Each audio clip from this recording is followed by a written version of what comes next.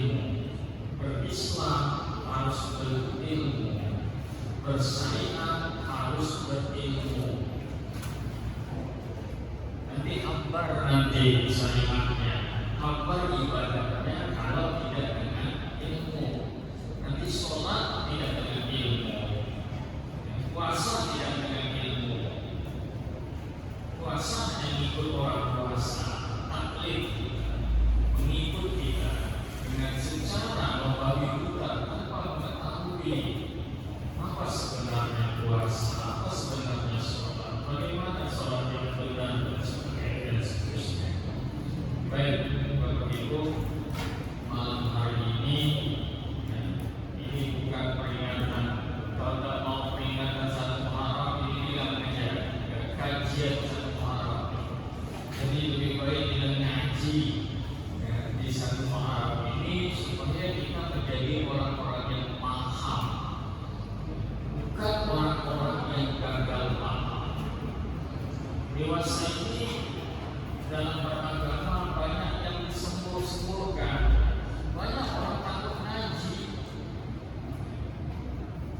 banyak orang yang ogah ngaji. Kalau kegiatan yang lain ramai sekali. Kalau gerak jalan ada apa namanya? Door prize. Senang di bawah itu setiap makan ramai. Tapi coba pergi pengajian, setengah mengumpul orang tak mau ngaji, dia hanya berislam tapi dia tak mau belajar. Apa katanya? Kalau banyak belajar nanti ya, takut belajar, takut salah. Iya. Saya hanya ingin mengingatkan kita, kenapa ada satu Muharram. Kalau kita belajar sejarah, untuk menentukan satu Muharram itu ceritanya panjang sekali. Tak mungkin saya ceritakan di waktu ini. Duduk di kuliah satu semester pun tak habis-habis yang namanya sejarah Islam. Untuk menentukan satu Muharram saja itu mulainya luar biasa. Satu Muharram itu zaman Rasulullah belum ada. Tahun Hijriah itu zaman Rasulullah belum ada. Setelah Rasulullah meninggal baru ada. Kapan mulainya itu? Setelah khalifah siapa? Khalifah kedua baru ada yang namanya tahun Hijriah. Khalifahnya siapa? Umar bin Khattab. Itu pun karena besar, yang besar itu Asy'ari yang ada di Yaman, yang besar itu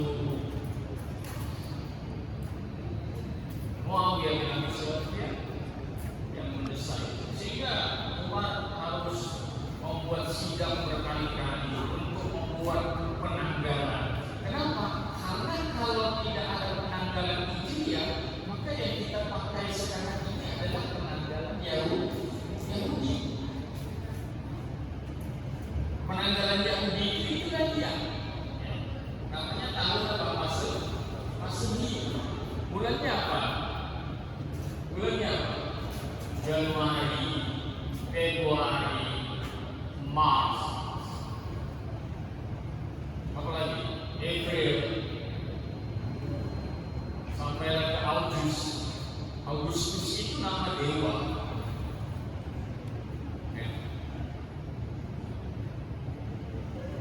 Itu nama-nama orang-orang Yahudi.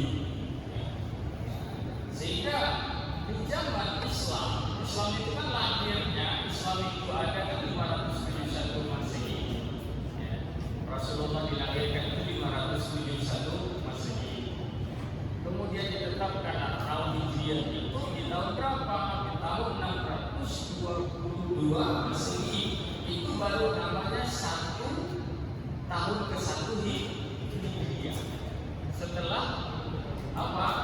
Setelah Rasulullah hijrah ke Madinah.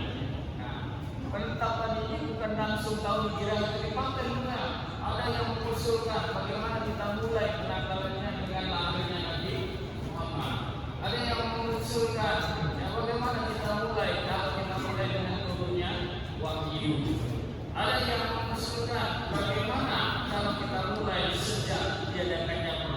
Hudaybiyah.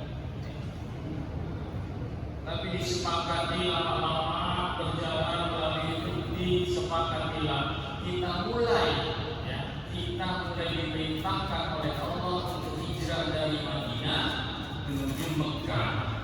Dan mulainya kapan? Apa mulainya sejak Rasulullah? Tidak, ya. Yang keliru, ya. Dimulainya itu pada tahun 622 Hijriah. Sedangkan Rasulullah itu pindah ke Madinah itu di tahun 623 Hijriah. Setahun dulu sahabat-sahabat itu berangsur-angsur dan pindah ke Madinah. Waktu itu namanya bukan Madinah, masih bernama Yasrib. Jadi di Yasrib inilah Islam baru memulai kejayaannya. Kalau di Mekah, Islam itu masih ditekan.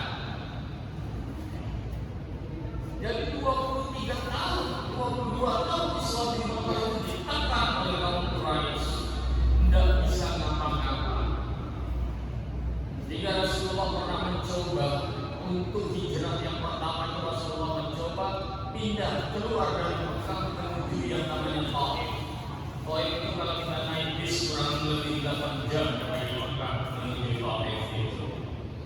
Di sana banyak budaya Islam, termasuk isinya memprotes banyak survei Al-Quran yang di sini Batangku, Mani Batu itu ada di Taif. Ya. Itu. Begitu 623 ya, 623 atau 14 daripada kenabian Nabi Muhammad, ya, Nabi Muhammad diperintahkan Allah untuk segera tinggalkan yang namanya Mekah. Kalau tidak ditinggalkan Mekah, kenapa harus ditinggalkan Mekah? Karena malam itu kalau Rasulullah tidak keluar, Rasulullah sudah akan dibunuh oleh Abu Jahal, Abu Sufyan dan sebagainya itu. Paman-paman sudah mengambil rumahnya Rasulullah, tapi Rasulullah punya ilham dari Allah. Muhammad, ini hukumnya wajib untuk tinggalkan ini Mekah. Malam ini juga engkau harus berangkat dengan Abu Bakar Siddiq. Kau harus tuju itu Masur itu kurang lebih 4 kilo dari Ka'bah. 4 kilo, 5 kilo kau sembunyi di sana. Tempat tidur menggantikan suami yang tidur di sana. Itu mereka membunuh dan dilihat kepada Rasulullah, tapi kali ini Nabi atas izin Allah berproses.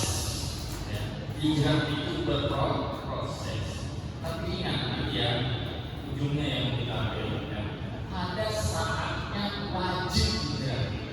Seperti yang dilakukan oleh Rasulullah. Malam itu adalah wajib Rasulullah untuk tinggalkan yang namanya Mekah. Ya.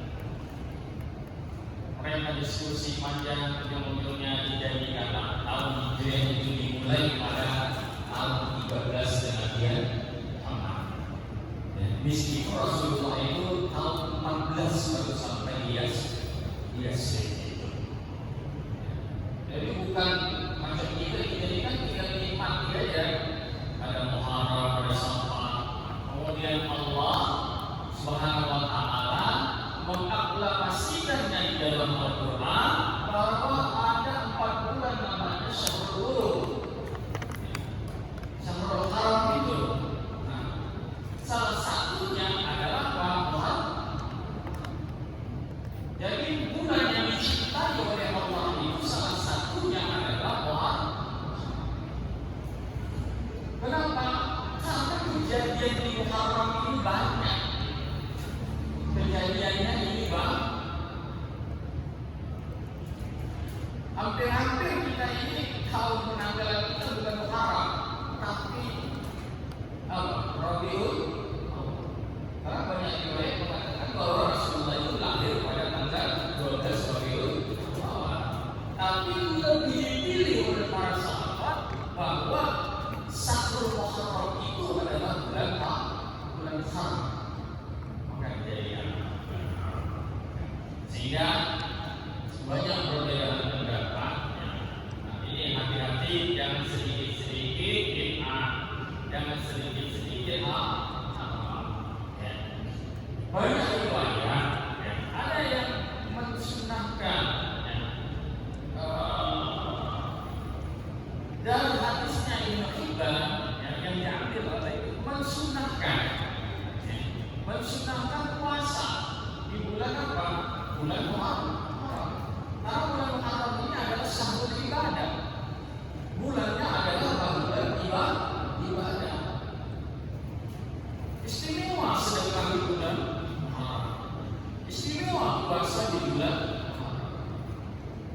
Maka ada riwayat mengatakan puasanya itu 10 hari, dari tanggal 1 sampai tanggal 10.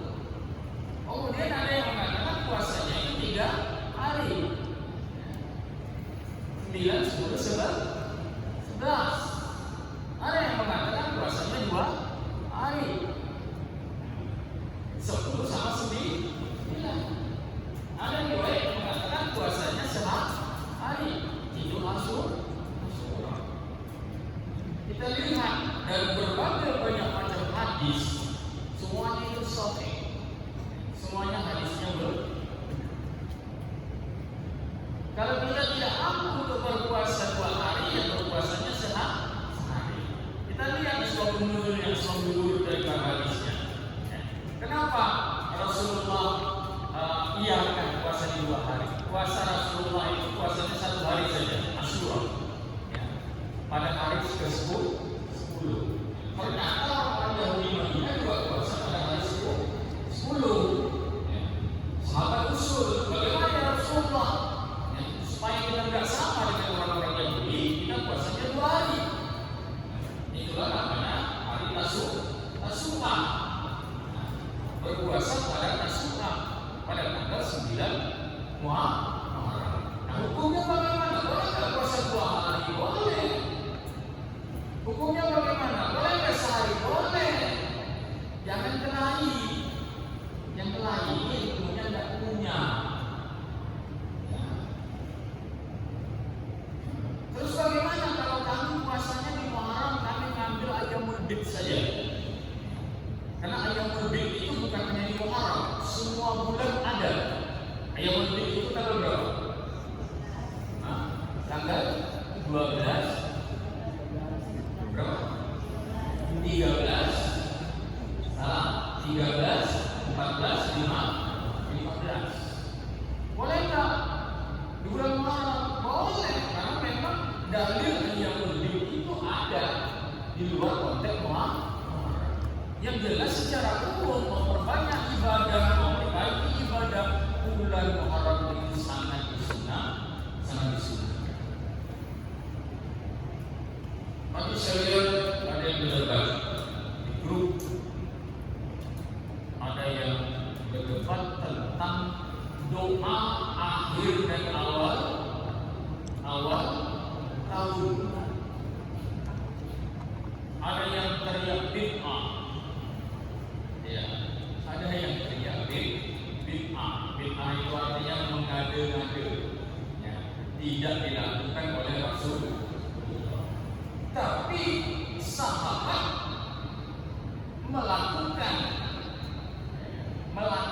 doa akhir tahun.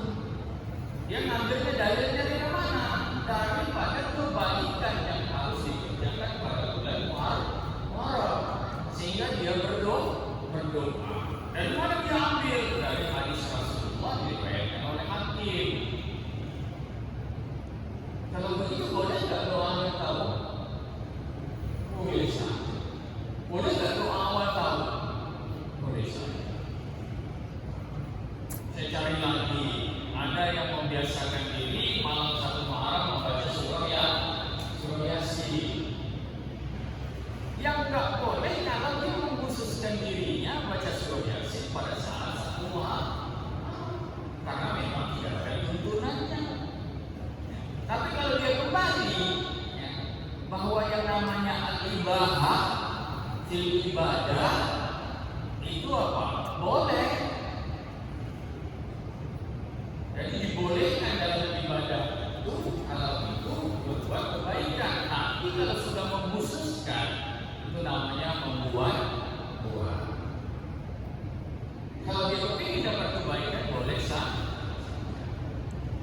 Nanti 10 Muharram, terus 10-nya itu udah puasa, ada pula lagi bukanya harus pakai bubur 40.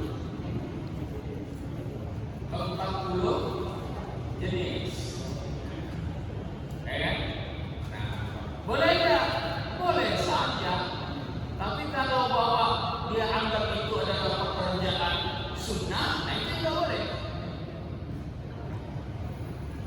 Tapi kalau dia ingin makan bubur 40 atau 39 ya, buang suci,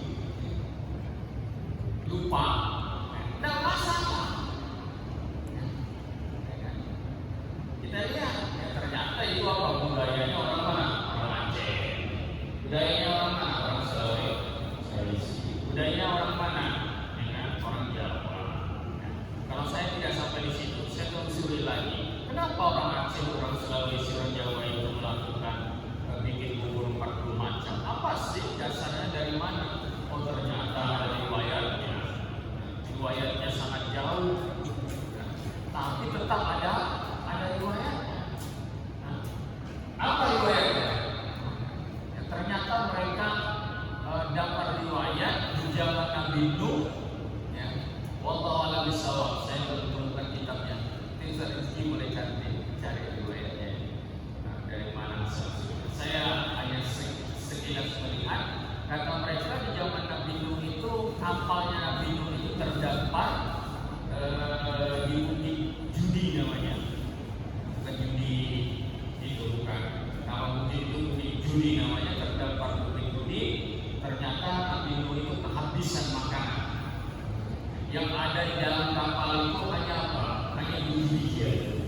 Dikumpulkanlah biji-bijian itu, biji padi, biji gandum, biji apa, pokoknya biji dikumpul. Ternyata jumlah bijinya itu 40. Dan itu terjadi pada tanggal 10 Muharram. Sehingga dimasak oleh Nabi Nuh untuk memulai kehidupan manusia yang baru dengan makan biji-bijian. Wallahu a'lam bishawab. Saya cari lagi riwayatnya. Ada lagi satu riwayat yang mengatakan bahwa Perang Badar itu jumlah pasukan orang Muslim itu lebih banyak daripada orang Quraisy. Betul, riwayat itu betul. Tapi wallahu a'lam bishawab, katanya di Perang Badar itu Rasulullah kehabisan makan. Sehingga apa? Rasulullah mencampur makanan itu ke dalam bubur dan diberikanlah kepada prajurit itu. Nah itu katanya, wallahu a'lam bishawab. Ya, mungkin kita bisa tarik dari hadisnya, kuat apa enggak? Ya. Tapi jangan sampai itu dijadikan sunnah. Jangan sampai itu dianggap ibadah.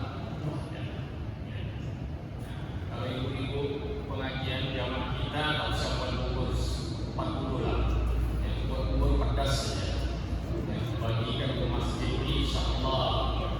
Ya, saya buka puasa sama-sama pakai bubur pedas, insyaallah lebih mantap.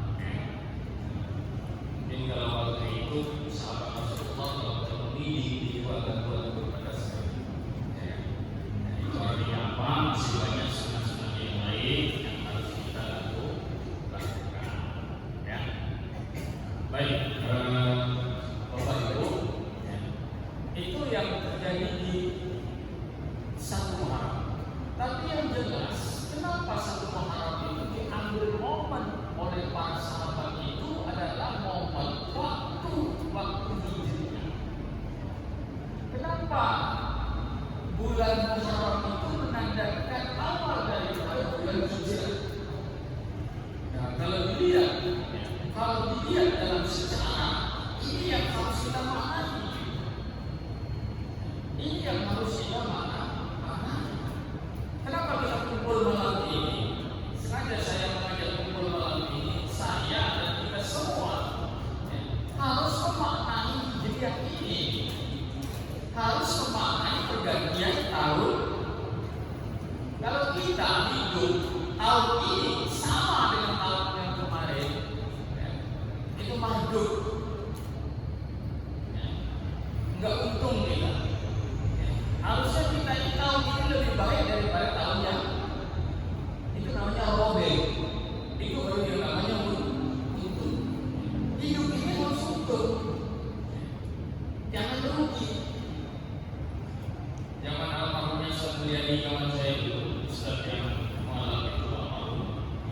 psikolog saya. Ente rugi jadi orang lain. Kenapa pula? Bro, rugi karena ente hidup itu tak untung. Apa tak untung? Kalau ente berletar itu tak untung, tapi untung tak ada untung. Ini menurut saya. Yang sedap itu jadi orang Cina kan? Jadi orang Cina itu kalau sekali kumpul langsung apa?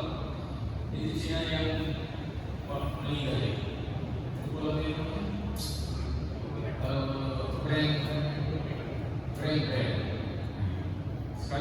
brand. Sekali kumpul brand. Dia kurang. Jadi itu harusnya untung. Kalau untung rugi, kalau baru mampu, ya. Kalau baru mampu hitungnya 1 tambah 1 sama dengan 2. Ya baru segitulah. Kita ingat paling baru mampu itu sholat pahala, ya, puasa pahala. Tapi kan kita belum bisa sampai. Apakah sholat kita ada pahalanya? Kita kan belum sampai. Apakah puasa kita ada pahalanya? Kita harus punya ilmu matematika 1 tambah 1 menjadi 3, 1 menjadi 1 bisa menjadi 100, 1 tambah 1 harus menjadi 1000. Coba kalau dalam sedekah saja, dalam sedekah itu bagi orang yang sedekah hanya semata-mata karena Allah itu berapa jadinya? Apa 1 tambah 1 jadi 2? Enggak. Hukumnya menjadi al-badat sama bila fikuli sumulatin di al-tuhab. 1 yang kita sedekahkan jadi 7. 7 itu akan menjadi dikalikan 100 akan menjadi berapa? 7. Artinya sedekah 1000 jadi berapa? Jadi 700. Ya kan? Kalau memang sedekahnya benar-benar karena Allah. Tapi ada ustaz yang bilang kalau mau lunas utang katanya sedekah saja. Jadi kalau dia sedekah itu untuk apa? Tujuannya itu apa? Lunas utang. Ada yang bilang kalau baca ini sekian kali maka pahalanya akan menjadi 1000. Maka dia melakukan itu hanya untuk pahala. Ada lagi yang kalau mau rezekinya lancar, aman, dia bilang jangan pernah tinggalkan sholat duha. Pernah dengar begitu? Jadi sholat duha itu adalah sholat pencari rezeki. Begitu dia sholat duha 1 bulan, rezekinya tak ada datang-datang, berhenti dia. Apa dia bilang? Ini bohong dia Ustaz. Kenapa? Karena sholatnya bukan untuk Allah, tapi sholatnya untuk supaya rezekinya dikurang. Yang sedang tinggi kita ini, saya tahu Bapak Ibu, mudah-mudahan tidak. Yang sedang tinggi kita ini, kalau lagi banyak masalah, tahajudnya kuat, doanya pun dah sampai terliau-liau di bedung, sampai tersimut-simut. Kenapa? Karena masalahnya kuat, dahsyat. Jadi dia tahajud kepingin supaya dikeluarkan Allah dari permasalahan itu. Bukan permasalahannya supaya dia lebih dekat, lebih mengabdi kepada Allah, lebih taat dan tunduk kepada Allah, lebih takut kepada Allah. Tapi justru dia kepingin masalahnya ilmu. Kalau mau rezeki nambah, bebas. Sering-sering lah sedekah dengan budak kecil. Dikumpulkan budak kecil, kasih doling. Sambil ngomong, doa kenapa ni? Itu usai cari dulu itu. Tanggal sedekah, kasih sedekah anak yatim 15 orang. Kumpulkan anak yatim juga 5.000. Doa kenapa tempat duduk. Jadi dia sedekah karena cari.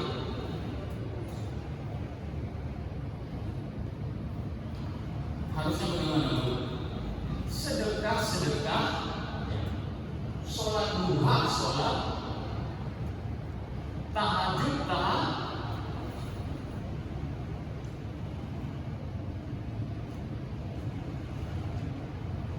yang diajarkan Rasulullah, man ahabba ayyub sabar lahu fi rizqihi wa yu'an salahu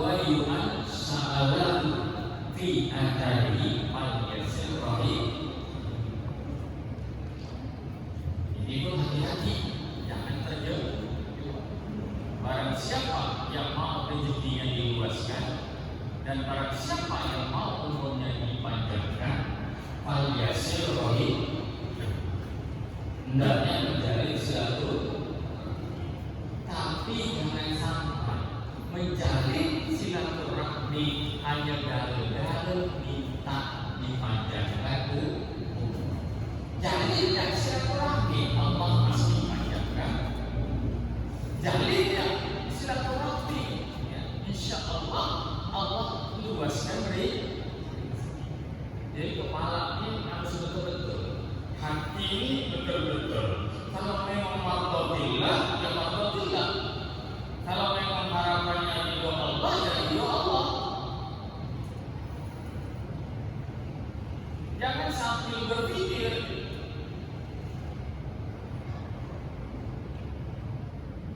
ya kan? Apalagi dijaminkan kalau yang dia tahajud 40 malam mustahil dia miskin. Kalau ente sedekah setiap hari, setiap subuh, Allah sudah janjikan itu bukakan pintu rezeki. Tapi dia sedekah hanya minta dibukakan pintu rezeki. Coba. Jadi yang namanya Allahus Samad, ketergantungan kepada Allah itu tidak terbatas. Kita kan sering baca Qul huwallahu ahad, Allahus Samad. Katakanlah Allah itu Tuhan yang satu. Allahus Samad, Allah tempat Nah ini saya mengajak kita semua, mari kita pindah sikit, kita geser, kita langkah, kita angkat bahwa kita benar-benar adalah makhluknya Allah, bahwa kita adalah benar-benar Ia karena budu, hanya kepada Engkau kami menyembah, hanya kepada Engkau kami beribadah. Wa iya karena nasta'in, hanya kepada Engkau kami mohon pertolongan. Mari kita hijrah, mari kita bergeser, mari kita berpindah. Bagaimana Rasulullah bertahap, pindah dulu dan ke Gua Sur, berjalan lagi, coba dulu ke Taif, dilempar orang balik lagi. Tapi wajib yang namanya hukum hijrah, hukum hijrah, hukum pindah. Harus berpindah kita. Jangan hari ini sama dengan hari besok. Hidup kita begini-begini ya. Kalau ekonomi kita begini-begini saja boleh saja. Hari ini kita punya motor satu, besok punya motor satu, gak apa-apa. Hari ini punya rumah luasan segini, besok punya luasan segini, gak apa-apa. Gak ada masalah. Tapi kalau kedekatan kita kepada Allah sama saja, kalau iman kita kepada Allah sama saja, tidak berubah, maka kita akan menjadi orang-orang yang merugi. Innal insana lafi khusr, sesungguhnya manusia itu dalam keadaan merugi. Yang tak pergi hanya dua, illal ladzina amanu, yaitu orang-orang yang beriman, wa 'amilus shalihat, orang-orang yang mengerjakan amal soleh. Dan yang ketiga adalah orang-orang yang watawasau bil haq watawasau bis sabr. Hanya tiga. Maka pertarungannya adalah pertaruhan iman. Baik, kalau tahun-tahun kemarin iman kita baru ada di masjid, baru ada di rumah, tahun ini iman kita harus ada di mana-mana. Di pasar iman, tempat kerja iman, di kebun iman, di laut iman, di mana-mana pun iman itu dibawa. Kalau kemarin iman itu baru ada di masjid,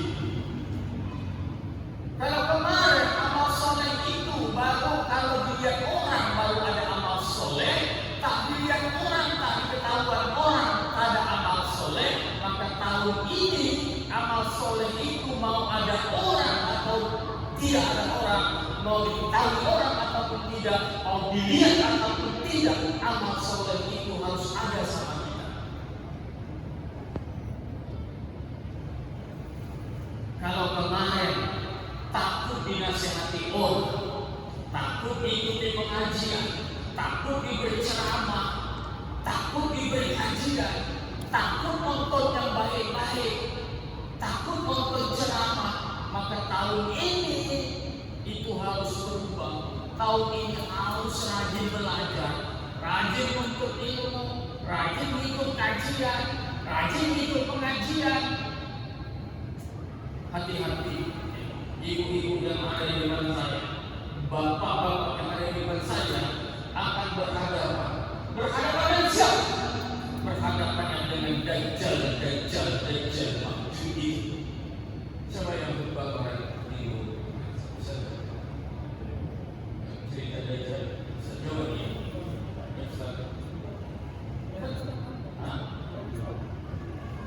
Ada di khutbah kemarin. Itu berbicara tentang Dajjal. Sekarang Dajjalnya sudah turun. Ini akhir zaman. Sekarang kita hidup tarik menarik. Kita hidup ini tarik menarik. Kalau mau tarik menariknya, kalau mau lihat-lihat aja antara hidup dunia dengan hidup akhirat, antara surga sama neraka, antara baik sama buruk. Lihat aja. Kalau tak percaya perhatikan. Hari-hari kita hidup tarik menarik. Nah sekarang yang mana yang kita ikuti? Kita mau ikuti yang baik? Kita mau ikuti yang lurus? Atau yang tidak lurus? HP, komponen, tarik menarik. Di sini juga neraka, di sini juga surga. Di sini juga kebaikan, di sini juga keburukan. Mana yang harus kita ikuti? Semuanya kita, semua kepala dari kita, baik yang masih muda, sedang, tua, semuanya harus berjuang. Berjuang untuk siapa? Berjuang untuk diri masing-masing, untuk mendapatkan ridho Allah. Ya akhirnya, tujuannya, destinasinya itu hanya surga. Jangan anggap kita yang sudah sholat ini sudah masuk surga, kita yang sudah jaga ini masuk surga, kita yang sudah puasa ini, yang sudah tirawih ini masuk surga. Belum tentu. Yang sholat aja belum tentu masuk surga, apalagi yang tidak sholat. Yang ngaji aja belum tentu masuk surga, apalagi yang tidak ngaji. Ini ngaji takut kehabisan waktu. Ngaji telinga disumbat, takut dengan kebenaran. Jadi kalau ngaji yang dilihat aja sekian aja, dia tak dia ya. Macam lagi itu betul-betul. Macam lagi orang benar. Saya bukan orang yang betul-betul orang benar, bukan, saya manusia biasa. Tapi punya kewajiban. Watawasau bil haq, watawasau bis sabr. Kita harus saling menasihati. Supaya apa? Supaya lurus. Supaya apa? Supaya semuanya masuk surga. Laula kana al-Qur'an wa taqaw la tatarna barakat minas sama. untuk suatu negeri itu beriman dan bertakwa kepada Allah, maka kami akan bukakan pintu barokahnya dari langit. Itu yang akan kita ciptakan, itu yang akan kita kondisikan. Maka mari kita pindah. Kalau kemarin yang sholat jamaah ini baru 1-2 saat, bagaimana supaya sholat jamaahnya penuh? Kayak di Masjid Manirab itu, 5 waktu penuh itu di Masjid Manirab, luar biasa.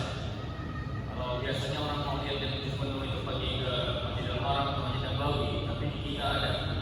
Di Masjid Manirab itu penuh jamaah, luar biasa. Orang berbondong-bondong Masjidil Haram untuk melakukan kebenaran. Orang berbondong Masjidil Haram untuk menuju surganya.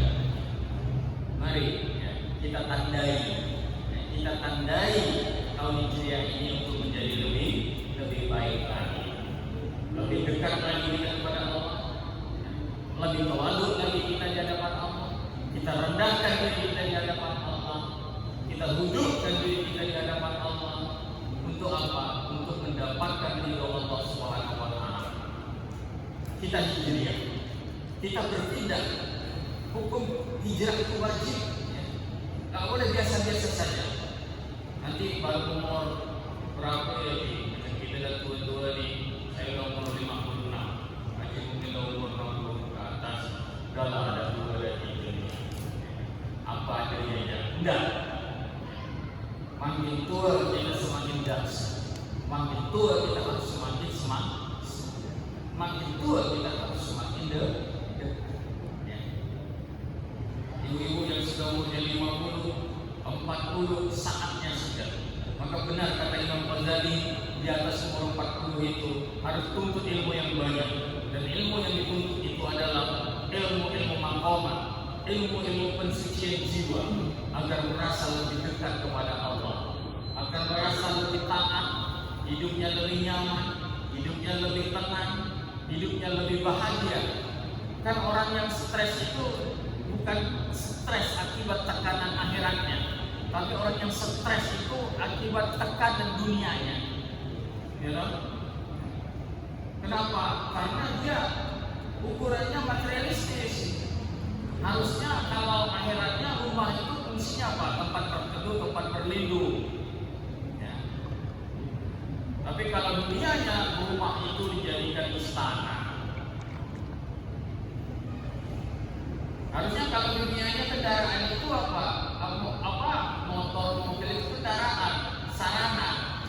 Tapi kalau udah bicara dunianya, udah muncul sedap tak sedap, besar tak besar, kecil, gengsi dan macam-macam sebagainya. Makanya tatkala kita hidup benar-benar kita peruntukkan untuk akhirat kita, kita bukan jadi orang yang kalut.